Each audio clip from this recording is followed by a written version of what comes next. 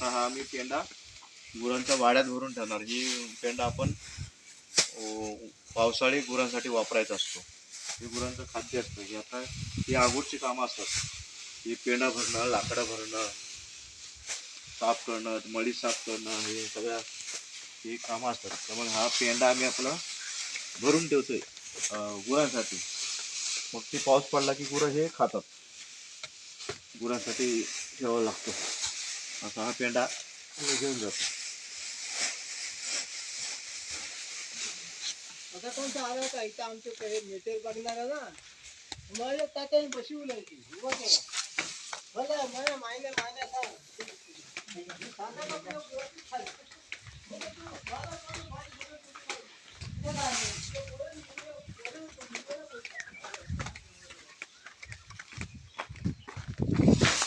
पेंडा इथं ठेवायचा. नंतर या वाड्यामध्ये भरायचा. हा वाड्यावरती तिथं दार उघडून भरायचा. नंतर फलं इथं साठवून ठेवायचा आणि हा वाडा इथं वरती त्या वाड्याच्या माळावर ठेवायचा. ह्या गुरांसाठी हा पेंडाला ह्यांच्यासाठी ही गुरं आहेत.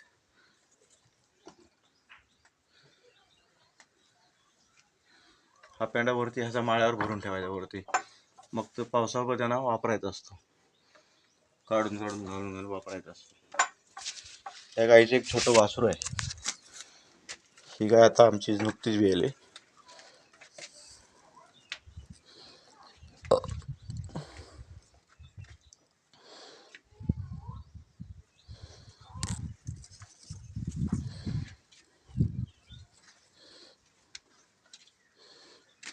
ही गाय विऊन 8-10 दिवस झालेत.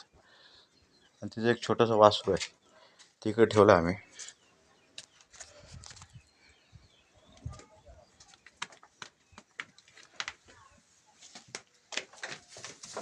हे छोटं वासरू आहे तिचं.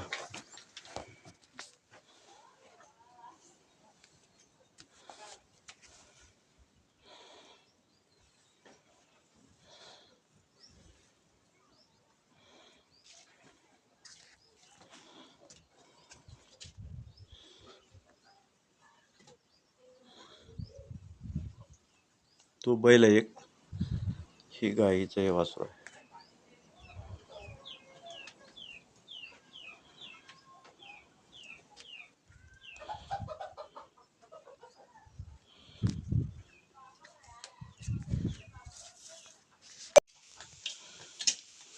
आता पप्पू घेऊन चाललाय. बाळू आहे.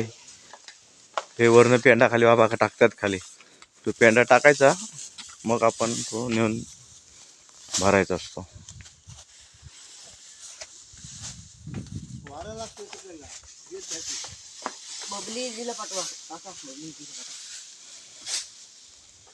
हा आमचा पिंटू आलाय पुण्यावरनं. त्याला पेंडा भरायची लय आवड आहे. म्हणून दरवर्षी येतो तो पेंडा भरायला. त्याला म्हणतात पेंडा, आणि पेंडा भरून वाड्यात ठेवायचा.